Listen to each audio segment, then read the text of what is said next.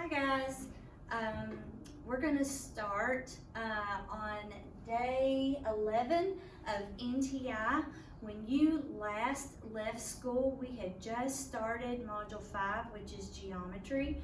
We had talked about area of parallelograms and area of triangles. So we're going to continue the lesson today, and we're going to have some triangles that are not right triangles like you did before, so they look a little different. And we're going to add a rectangle into the mix. So let's start with example 1. Okay, I'm going to zoom in so we can see the diagram. All right, so to jog our memory, the formula for the area of a triangle is 1/2 times the base times the height.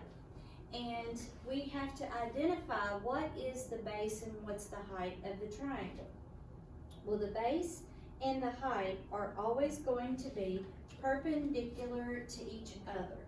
So, therefore, this is going to be the base of the triangle, and this is the height of the triangle. Looking at this diagram, I see that they divided the base into 2 separate measures. And what we're going to do is just add those together for the base. So we would multiply 1/2 times the base. 20 plus 8 is 28 times the height, which is 15.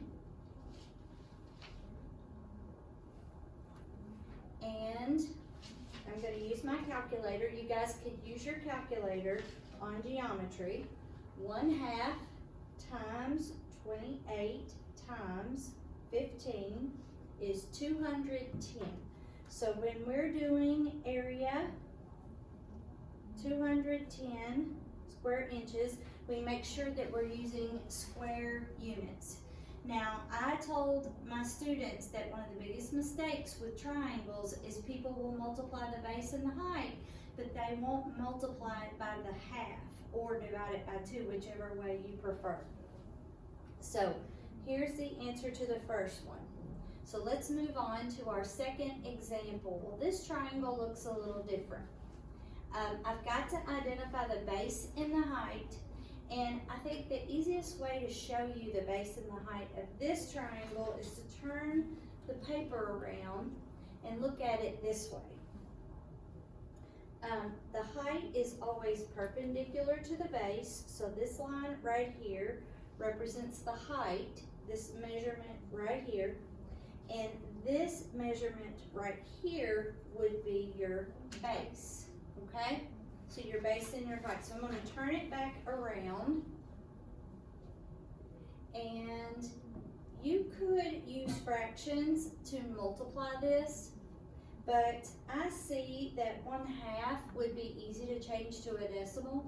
That would be 0.5, and I see 3/4 that would be easy to change to a decimal. So I'm going to do all of this as a decimal. So 1/2 base times height, that's my formula. 1/2 times the base, and the base is what we said was up here. 12 and 3/4. 12 and 3/4 would be 12.75. And our height, which is 9.5, is the same thing as 9.5. So 9.5. Now, again, if you want to multiply the mixed numbers out, you can, but I think it's easier, especially when we're using a basic calculator, just to use, make these all decimals. So 1/2 times 12.75 times 9 5/10, and I get 60 and 5,625 thousandths. So the area is going to be 60 and 10 thousandths. That would be 10 thousandths. Okay, 10 thousandths.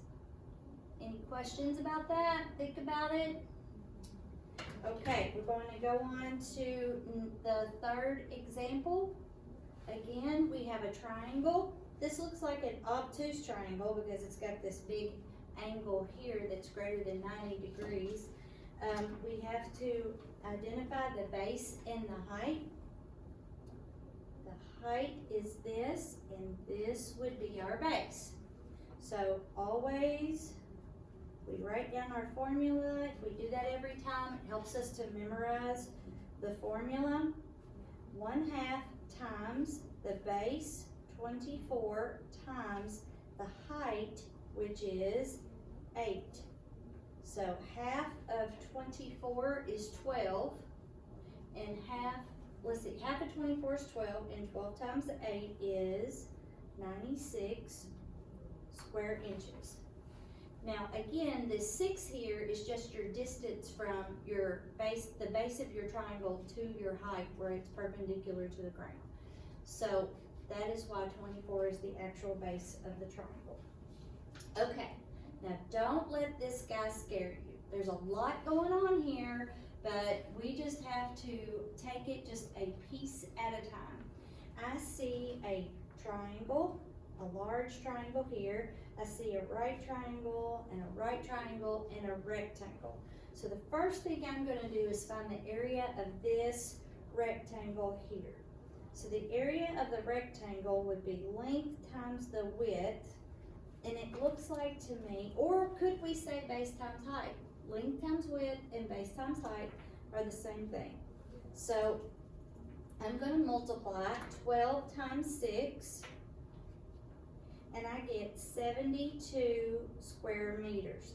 So that is the area of this rectangle here, okay? Now, we need to find the area of this triangle. This triangle here is what we need to work on. Okay, so the formula is 1/2 base times height. So that's 1/2 times the base. Now let's look carefully at this triangle and see what the base is. The base and the height are perpendicular to each other. So the base would be 4 and the height is 6. So the area, half of 4 is 2, and 2 times 6 is 12. So this is 12 square meters. So the area of this triangle is 12 square meters. The area of this rectangle is 72 square meters. And let's take a look at this one. These two appear to have the same base and the same height, so they would have the same area of 12 square meters. Okay, so we have 3 numbers. We just have to find the area now of this large triangle up here on top. So I'm going to take my highlighter and I'm going to highlight the base. This is the base right here. And the height, you would think, would be right here, but I'm looking and I have a measure on the outside here for the height. So let's find the measure of the base. We have 4 meters from here to here. From this point to this point would be the same as this point to this point, which is 12. So we have 4 plus 12 is 16, plus 4 more is 20. So the base of this triangle is 20 meters, and the height is 6. So if we do 1/2 times the base, 20, times the height of 6, half of 20 is 10, and 10 times 6 is 60.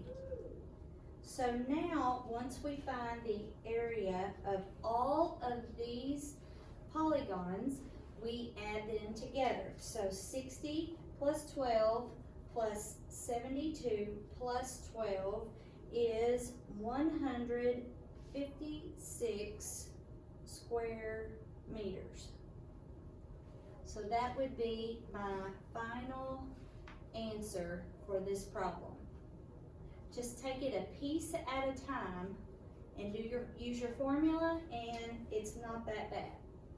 Okay, our final example today is, I'm going to read it to you. Darnell and Donovan are both trying to calculate the area of an obtuse triangle. Obtuse triangle, remember, is a triangle that has an angle greater than 90 degrees. Examine their calculations below. So it looks like Darnell's work, he got 6 square inches and Donovan got 24 square inches. So I think we should work it and then see which one got the same answer as what we did. So the formula for the area of a triangle, 1/2 base times height. And let's identify the base and the height of our triangle. Bases and heights are perpendicular to each other. Now, I know it's going to be tempting for you to say the base is 3, but 3 is not the base of our triangle. 3 is the distance from the base to where we would measure the height. The base of our triangle is 12 and our height is 4. So if I turn it around, it might be easier to see. This is the foundation of your triangle. This is how tall it is, perpendicular to the base. Okay, so if the base is 12, let's see, 1/2 times 12 times 4. So that would be half of 12 is 6. Let me zoom back out. Half of 12 is 6, and 6 times 4 is 24 square inches. So it looks like Donovan did the same thing we did. He used the fraction 1/2, but we should remember that the fraction 1/2 is the same as the decimal 5/10. And I just think if we use a calculator, using 5/10 is easier to work with. Unless our problems are dealing with fractions, and then we can multiply it by the fraction 1/2. Let's see what Darnell did. Darnell did 1/2 times 3 times 4. So Darnell picked the distance from the base of the triangle to where the height is, and that's not even part of our triangle, because this right here is our area that we're trying to find, right here. Okay, so which student calculated the area correctly, and explain why the other student is not correct? Well, Donovan did it correctly, and Darnell used the wrong number as the base. He identified the base wrong. So this is the end of lesson 11. You have an assignment on this. Make sure you use your formulas. Make sure you show your work and use a calculator. Good luck.